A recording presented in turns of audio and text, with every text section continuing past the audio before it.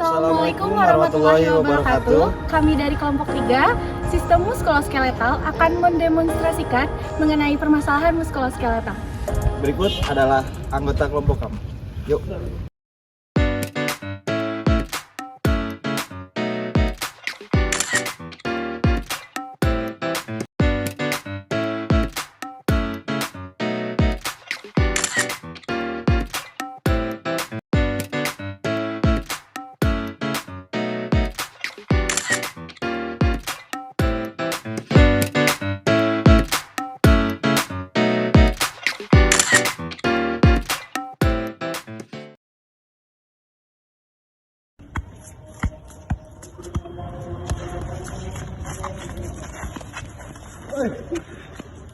Bang, aman bang? Aman bang? Oh. Bang, ini bang.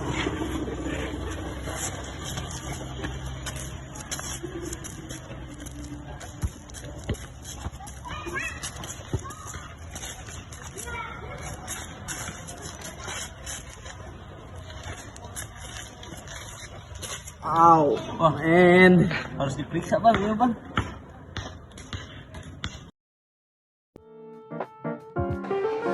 Saya Aditya Adiwardana sebagai pemateri pertama akan menjelaskan tentang anatomi keseleo pergelangan kaki.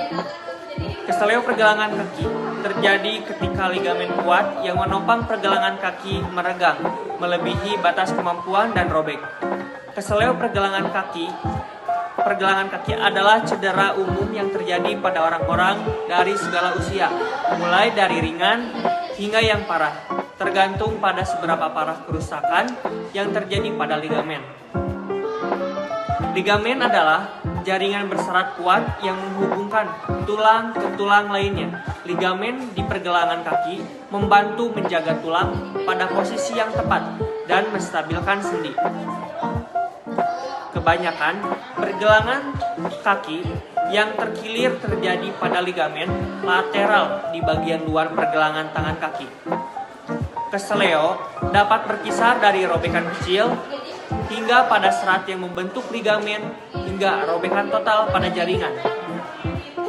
Jika terjadi total pada ligamen, pergelangan kaki mungkin menjadi tidak stabil setelah fase cedera awal berlalu. Seiring berjalannya waktu, ketidakstabilan ini dapat mengakibatkan kerusakan pada tulang rawan dan tulang sendi pergelangan pada kaki. Untuk selanjutnya, saya akan menjelaskan gambar yang berupa pathway, di mana itu adalah merupakan jalannya pada penyakit keseleo ini. Nah, untuk yang pertama ada tekanan atau kekerasan langsung atau stres berulang. Nah, ini akan mengakibatkan pada kerusakan fragmen tulang atau cedera jaringan lunak. Nah, kerusakan jaringan ini akan mengalami pergeseran tulang, yang dimana pergeseran tulang ini akan mengakibatkan deformitas, ekstremitas tidak dapat berfungsi dengan baik, anggota geraknya tidak akan berfungsi dengan baik, lalu akan mengakibatkan gangguan fisik atau gangguan mobilitas. Nah, untuk selanjutnya ada pembuluh darah terputus. Nah, di mana pendarahan terputus ini akan menjadi pendarahan, lalu akan menjadi pengumpulan darah atau hematom. Nah, untuk selanjutnya akan ada devitilisasi atau hemoglobin yang menurun.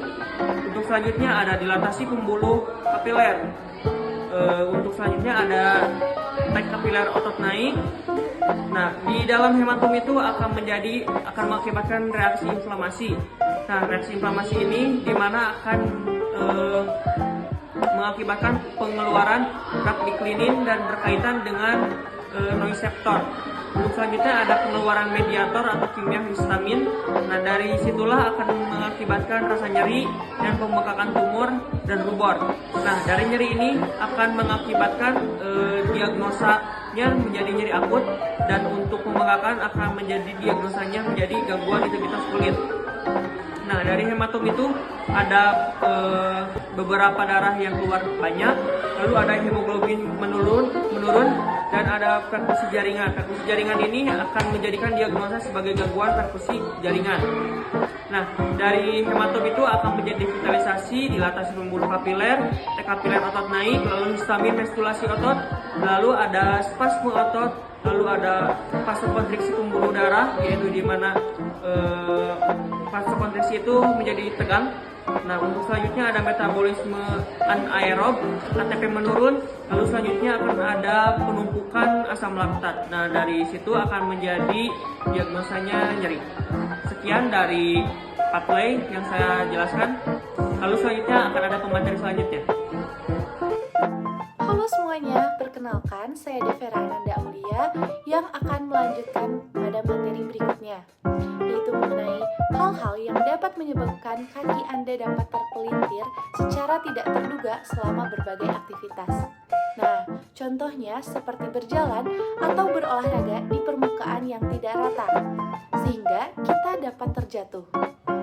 Maka dari itu, berantisipasi dalam olahraga yang memerlukan tindakan memotong atau memutar-mutarkan kaki, seperti bermain bola basket, berlari, bermain bola tenis, sepak bola, dan olahraga lainnya.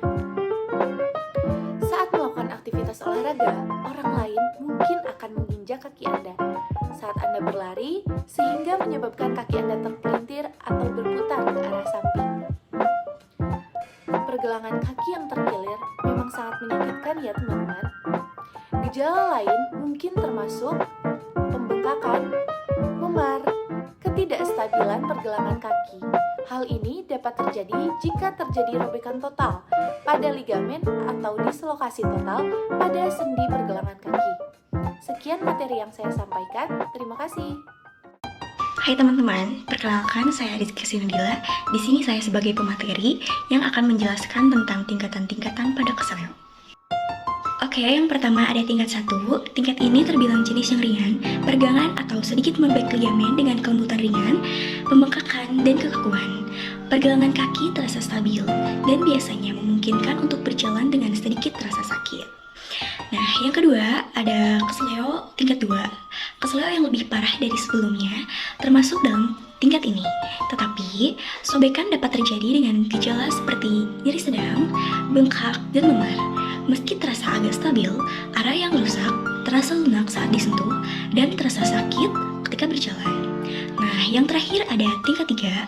Pada jenis ini, terjadi robekan total pada ligamen yang terkena dan disertai dengan pembengkakan dan memar yang parah. Pergelangan kaki tidak stabil dan tidak memungkinkan untuk berjalan. Karena pergelangan kaki keluar dari tempatnya, dapat timbul rasa sakit yang hebat. Sekian, terima kasih.